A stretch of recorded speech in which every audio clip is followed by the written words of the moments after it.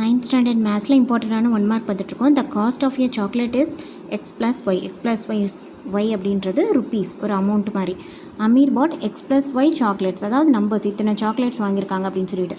Find the amount paid by him. So obviously இது ரெண்டையும் multiply பண்ணால் தான் டோட்டல் அமௌண்ட் எவ்வளோ பே பண்ணாங்கன்னு சொல்லிட்டு வரும்.